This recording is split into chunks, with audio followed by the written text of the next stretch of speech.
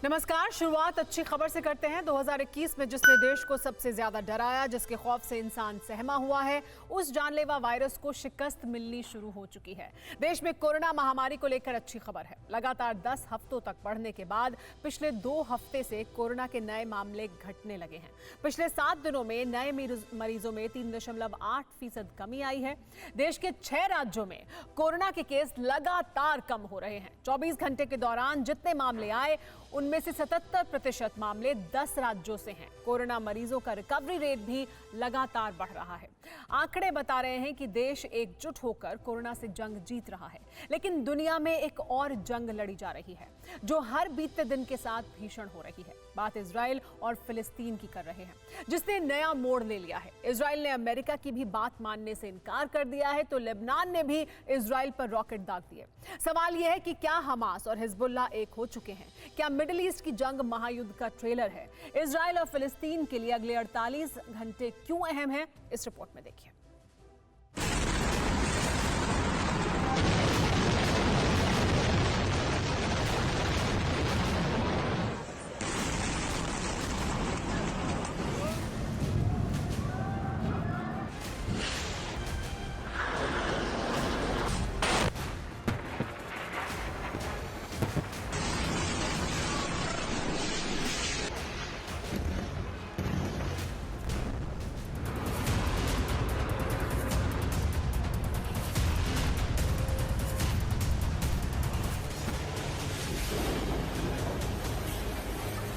एक धमाका और सब धुआं धुआं। मिसाइल कहां से आई, किसने चलाई, कोई नहीं जानता। बस यूं लगा मानो आसमान से साक्षात यमराज उतर आए हों।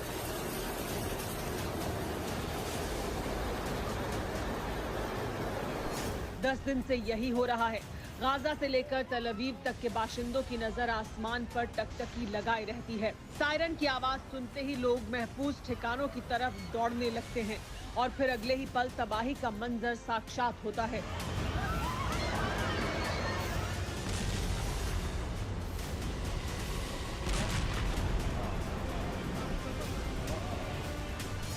जंग इधर भी है उधर भी। हमला सरहद के इस ओर से हो रहा है तो उस पार से भी बारूदी बारिश में कसर नहीं है और दुनिया के पास खामोशी से बर्बादी के दृश्य को देखने के सिवाय कोई उपाय नहीं है।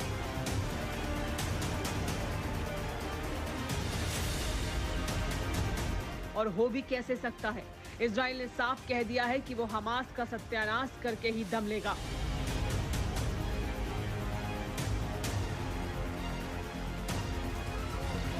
इजराइल ने तय कर लिया है कि इस बार मरहम पट्टी से काम नहीं चलेगा। हमास की हमेशा के लिए सर्जरी जरूरी है। इसलिए नेतन्याहू ने अपनी फौज को मर्ज का संपूर्ण इलाज करने के लिए खुली छूट दे दी है।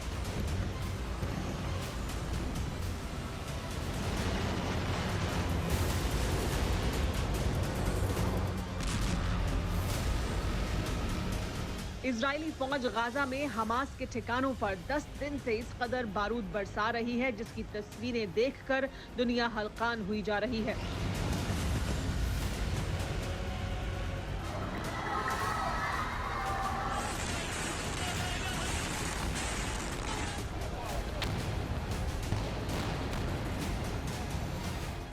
अमेरिका के राष्ट्रपति जो बाइडेन ने एक बार फिर बेंजामिन नेतन्याहू से फोन पर बात की। युद्ध विराम की अपील करते हुए शांति कायम करने को कहा। जर्मनी ने अपने विदेश मंत्री को इजराइल भेजा है। तुर्की और पाकिस्तान यूएन पहुंच चुके हैं, लेकिन हर कोशिश नाकाम साबित हो रही है क्योंकि हमास भी लगातार इजराइल को निशाना बना रहा है।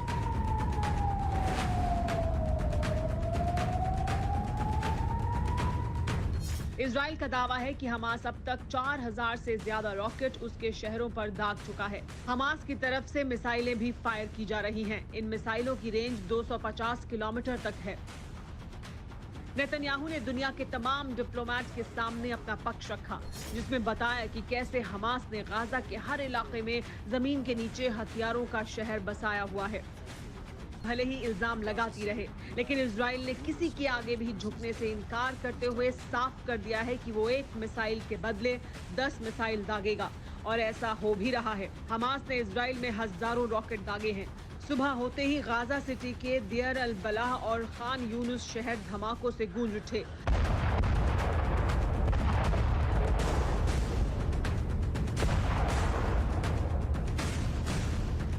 रॉकेट हमलों में खान यूनुस में कम से कम 5 मकान ध्वस्त हो गए। इजराइल ने भी हमास कमांडरों के 4 ठिकानों को निशाना बनाया है। गाजा के रिहायशी इलाकों में इजरायली रॉकेट गिरने के इल्जाम भी लग रहे हैं, जिसका जवाब भी नेतन्याहू ने दिया।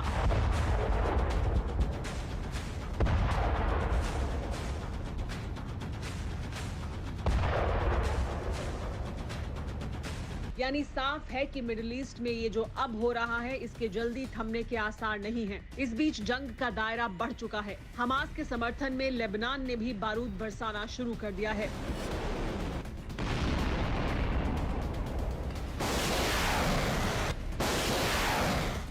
लेबनान की तरफ से इजराइल पर 4 रॉकेट दागे गए। इसके जवाब में इजराइल ने भी लेबनान पर हवाई हमले किए। इजराइल के मुताबिक लेबनान से 4 रॉकेट उत्तरी इजराइल में दागे गए। एक रॉकेट खुले इलाके में गिरा, 2 समुद्र में गिरे और एक को हवा में मार गिराया गया। इजराइल पर रॉकेट दागे जाने के पीछे लेबनान के आतंकी संगठन हिजबुल्लाह का हाथ माना जा रहा है, क्योंकि हमास की तरह हिजबुल्लाह की भी इजराइल से दशकों पुरानी दुश्मनी है। हमास की तरह हिजबुल्लाह को पश्चिमी देश आतंकवादी संगठन मानते हैं। हिजबुल्लाह के चीफ हसन नसरुल्लाह को इजराइल ऑफिशियली अपना टारगेट डिक्लेयर कर चुका है, लेकिन खाड़ी के देशों में हिजबुल्लाह की जबरदस्त धाक है, क्योंकि उसे कई इस्लामी देशों का समर्थन हासिल है, जिनमें खास तौर पर ईरान और सीरिया शामिल हैं। हमास की ताकत के पीछे भी ईरान का हाथ माना जाता है। कई देशों का मानना है कि पर्दे के पीछे से ईरान ही हमास को हथियार और मिसाइलें देता रहता है, जिनका इस्तेमाल इन दिनों इजराइल के खिलाफ किया जा रहा है।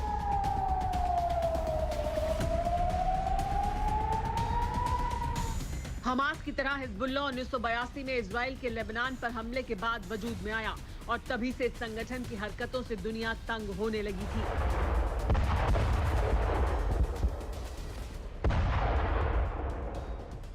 1983 में हिजबुल्लाह ने फ्रांस के 53 पीस कॉप की हत्या कर दी। 1983 में ही बैरूत में अमेरिकी एम्बेसी पर हमले में 63 लोग मारे गए। इसी साल अक्टूबर में फ्रेंच और अमेरिकी फौज पर हुए हमले में 305 लोग मारे गए। 1984 में फिर बैरूत में अमेरिकी एम्बेसी पर हमले में सैकड़ों लोगों की जान चली गई। 1992 में अर्जेंटीना की राजधानी ब्यूनस आयर्स में इजरायली एम्बेसी पर हमला किया गया। 1994 में लंदन में इजरायली एम्बेसी पर हमले के पीछे भी हिजबुल्लाह का ही हाथ था। इस हमले के बाद इजराइल ने हिजबुल्लाह के ठिकानों को तहस नहस करना शुरू कर दिया था।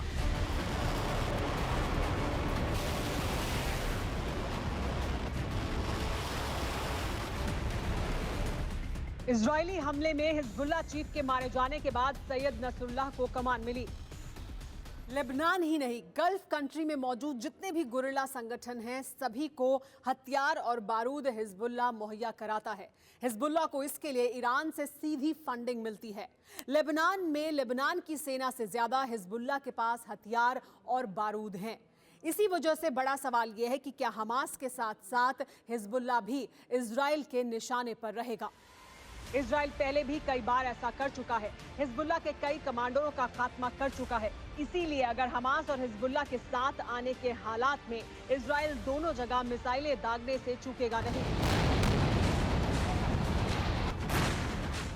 वैसे भी अमेरिका में इजराइल के राजदूत ने साफ कर दिया है कि वो इजराइल के हर दुश्मन को सबक सिखाने तक रुकेंगे नहीं। इजराइल के पीछे सुपर पावर अमेरिका की ताकत है। इजराइल का साफ कहना है कि उसके लिए नागरिकों की हिफाजत पहले है। इसीलिए नेतन्याहू ने बाइडेन की शांति की अपील को दरकिनार करते हुए हमास के ठिकानों पर बारूद बरसाना जारी रखा है। सवाल ये है कि ये जंग क्या महायुद्ध की तरफ बढ़ सकती है? इसका जवाब इस नक्शे से समझिए।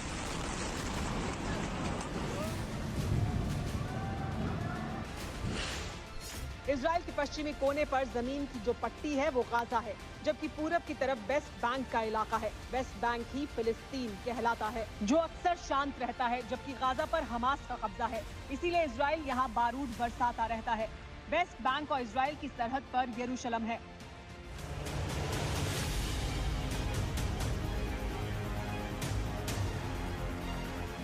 (1948) के बाद से ही यरूशलेम संयुक्त राष्ट्र के अधीन है, यानी वहाँ ना तो इजराइल की सत्ता है और ना ही फिलिस्तीन की। असल यरूशलेम यहूदी, ईसाई और मुसलमानों का संगम स्थल है। तीनों धर्मों के लिए इसकी खास अहमियत है। इसीलिए माना जा रहा है कि गाजा तक तो लड़ाई ठीक है, लेकिन बात यरूशलेम तक आती है तो दुनिया तीसरे विश्व युद्ध के मुहाने पर होगी। इसीलिए तुर्की के तानाशाह ने एक बार फिर इजराइल को अल्टीमेटम दे दिया है। तुर्की के तानाशाह ने दुनिया के इस्लामी मुल्क को एकजुट करने के लिए इमोशनल दांव चला है, तो दूसरी तरफ तुर्की, पाकिस्तान और फिलिस्तीन की तिकड़ी इजराइल के खिलाफ संयुक्त राष्ट्र पहुंच चुकी है।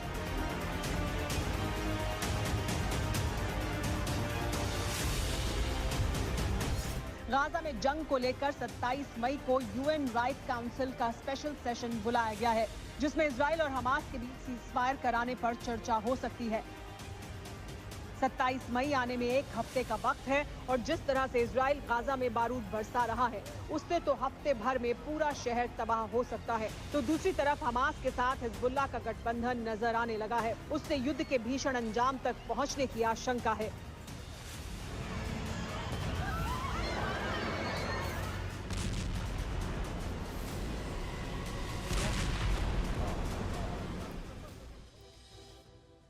नौ दिन के दौरान इजराइल और फिलिस्तीन की जंग में करीब 250 लोग मारे जा चुके हैं, जिनमें से आधी महिलाएं और बच्चे हैं। इसीलिए दुनिया का हर रहम दिल और अमन पसंद मुल्क जंग के खत्म होने की दुआ कर रहा है। लेकिन कुछ देश ऐसे भी हैं जो दूसरे के जलते आशियाने में अपनी साजिशों का सिरा तलाशते हैं। चीन ऐसा ही एक मुल्क है। हम पिछले कई दिन से एलएसी पर चीन की नई चालबाजियों की खबर दिखा रहे हैं, लेकिन चीन की करतूत की जो जानकारी आज आपके सामने आई है, उससे आपका खून खौल उठेगा। जिस वक्त पूरी मानवता किसी न किसी तरह से संकट के दौर से गुजर रही है, तब चीन ने कैसे एक और युद्ध का मैदान तैयार कर लिया है, इस एक्सक्लूसिव रिपोर्ट में देखिए।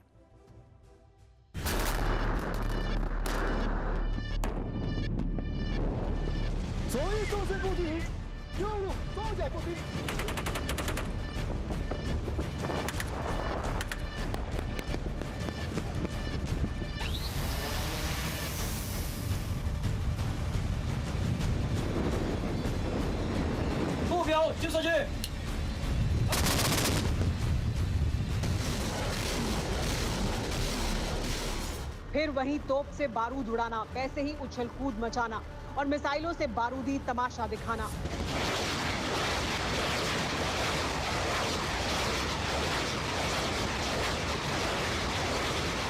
कुछ तो सीरियस खराबी है चीनियों के दिमाग में, वरना बार बार मार खाने के बाद भी फिर सरहद का रुख ना करते।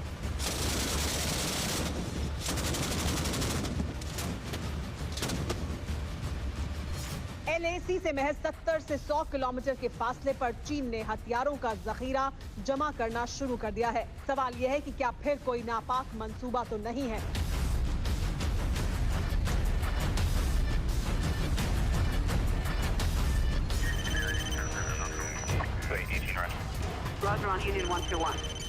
सैटेलाइट तस्वीरों से चीन की साजिश का भांडा फूट चुका है। चीनी सैनिक उन इलाकों में लौटने की तैयारी कर रहे हैं जहां से बातचीत के बाद वो वापस लौट गए थे। सूत्रों ने बताया है कि चीन ने तिब्बत के रूटोंग फॉरवर्ड बेस पर बड़ी तैनाती की है। रूटोंग बेस पेंगोंग झील से 70 से 100 किलोमीटर के फासले पर है। रूटोंग में चीन की 6th मैकेनाइज्ड इन्फेंट्री डिवीजन और स्पेशल ब्रिगेड तैनात है। इसके अलावा 2nd ब्रिगेड आर्टिलरी को आधुनिक तोपों के साथ तैनात किया गया है। चीन के एयरफोर्स की 13th एयर डिफेंस ब्रिगेड और एक इंजीनियर 3rd एविएशन ब्रिगेड के साथ साथ अपनी कई इंटेलिजेंस और लॉजिस्टिक यूनिट्स को भी एक्टिव किया हुआ है। 2021 की शुरुआत में पैंगोंगत्सो पे भले ही भारत और चीन के बीच में डिसंगेजमेंट हो गया हो, लेकिन अब भी कई इलाके हैं जहां पर डिसंगेजमेंट की प्रक्रिया शुरू नहीं हो पाई है। और इसी बीच लगातार चीन की तरफ से एक्सरसाइज के नाम पर दोबारा से अपनी स्ट्रेंथ को बढ़ाने की खबरें ये दिखाती हैं कि चीन का मकसद अभी भी पिछले साल की तरह ही कुछ बड़ा करने का है। हालांकि चीन के लिए सबसे बड़ी दिक्कत यह भी है कि ना तो इस बार उसका सरप्राइज एलिमेंट बल्कि उसकी सेना की भारी तैनाती भारत को चौंकाने वाली है, क्योंकि पिछले साल से ज्यादा भारत की मोबिलाइजेशन, रसद, साजो सामान और सरप्राइज एलिमेंट का मिसिंग पार्ट अब चीन के लिए ही बड़ी दिक्कत पैदा कर देगा। रूटोंग के साथ ही चीन ने शिनजियांग के फॉरवर्ड इलाकों में फौज की तैनाती बढ़ा दी है। हाल ही में चीन ने शिनजियांग में अपनी रॉकेट फोर्स को भी तैनात किया था। चीन पर भरोसा नहीं किया जा सकता, क्योंकि माओ के वारिसों की पीठ में खंजर भोंकने की पुरानी आदत है।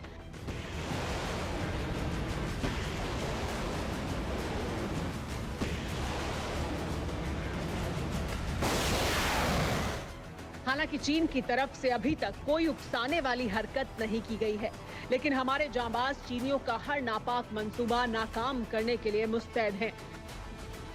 We all come to our training areas during this particular period. So similarly, he has also come to his training areas, but they are under our watch, and we know who has come, what training they are doing, but there has been no forward movement. Tibet में रुटोंग चीन का अहम military base है। पिछले साल LAC पर तैनाती के दौरान चीन ने रुटोंग में फाइटर जेट से लेकर कई घातक मिसाइलें तैनात की थी। चीन का दावा है कि ये उसकी रूटीन एक्सरसाइज का हिस्सा है, लेकिन शिनजियांग और तिब्बत में ही क्यों?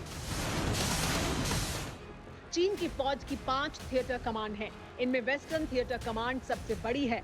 इस कमांड के तहत शिनजियांग, तिब्बत, गांसू, निंगजिया, शांगजी और चांगकिंग जैसे इलाके आते हैं। ये पूरा इलाका हमारी सरहद से लगा हुआ है, जहां हमारे शूरवीर बिलों में दुबके चीनियों के सिर पर बारूद बरसाने के लिए हर वक्त मुस्तैद हैं।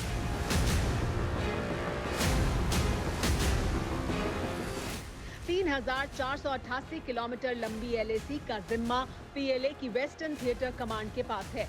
LAC पर भी चीन की वेस्टर्न थिएटर कमांड के ही सैनिक तैनात होते हैं, जिनकी हर साल गर्मियों में ट्रेनिंग होती है। लेकिन इस बार जिस तरह से चीनी हथियारों की पोटली लाए हैं, उससे सवाल लाजमी है कि LAC के करीब चीन ने हथियारों का जखीरा क्यों बढ़ाया? क्या कोरोना काल में चीन फिर कोई साजिश करने वाला है? क्या बर्फ पिघलने के साथ चीन फिर से जंग की तैयारी में है? ये सवाल इसलिए क्योंकि पिछले साल भी इसी तरह ट्रेनिंग की आड़ में चीन LAC के करीब आया था और फिर पेंगोंग लेक के किनारों पर अपने पाप की गठरी जमा ली थी। लेकिन माओ के वारिसों के पाप की हांडी हर बार चूल्हे पर नहीं चढ़ने वाली है। वैसे तो चीन ये बहुत अच्छे से जानता है कि लद्दाख के इलाकों में ना तो उसकी एयरफोर्स और ना ही उसके ट्रूप्स, ऑन ग्राउंड ट्रूप्स इतने ज़्यादा एक्लिमेटाइज, इतने ज़्यादा सक्षम है कि भारतीय सेना का मुकाबला कर सकें। लेकिन चीन की एक स्ट्रैटेजी हमेशा से क्लियर रहती है, वो होती है साइऑप्स की, या फिर वो होती है सामने वाले को इस प्रेशर में बैठाने की कि वो चीन की बातों से रजामंदी कर ले। माना जा रहा है कि चीन की ये ट्रेनिंग या फिर इस तरीके की खबरें उसी साइऑप्स का एक बड़ा प्रोपेगेंडा हो सकता है। चीन की धोखेबाजी पर भारत पहले से ही सतर्क है। पिछले 1 साल में सेना ने फॉरवर्ड एरिया में कई नए रास्ते और ब्रिजेस बना लिए हैं, जिसके जरिए कुछ ही घंटों में जवानों तक मदद पहुंच सकती है। कुछ ही घंटों में चीन की चाल को नाकाम किया जा सकता है। बाकी बीजिंग पर बारूद बरसाने के लिए हमारे 60,000 जवान अब भी LAC के चप्पे चप्पे पर नजरें गड़ाए हुए हैं। जाहिर है चीन बारूदी तमाशा चाहे कितना दिखा ले। हिंद की सरहद की तरफ साजिशों का सिरा भी किया तो ड्रैगन का जबड़ा कुचलने में वक्त नहीं लगेगा।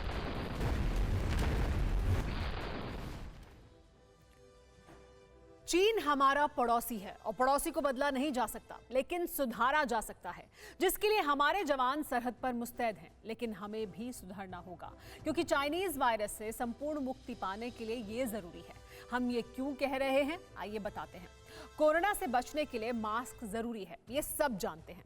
बताने वाली बात यह है कि एक रिपोर्ट के मुताबिक देश में 5% लोग अभी भी मास्क नहीं पहनते हैं। 64% लोग ऐसे हैं जो सिर्फ अपना मुंह ढकते हैं, लेकिन नाक नहीं। कई लोग ऐसे भी हैं जो सिर्फ जुर्माने से बचने या दिखावे के लिए साफा या कोई कपड़ा लपेट लेते हैं। देश में सिर्फ 14% लोग ही ऐसे हैं जो ठीक ढंग से मास्क पहनते हैं। लब्बो-लुबाब यह है कि अगर इसी तरह से लापरवाही का आलम रहेगा तो चाइनीज वायरस का सर्वनाश कैसे होगा। खुद की और बाकी लोगों की भी परवाह कीजिए। फिक्र आपकी, सोमवार से शुक्रवार रात 9 बजे सिर्फ TV9 भारतवर्ष पर।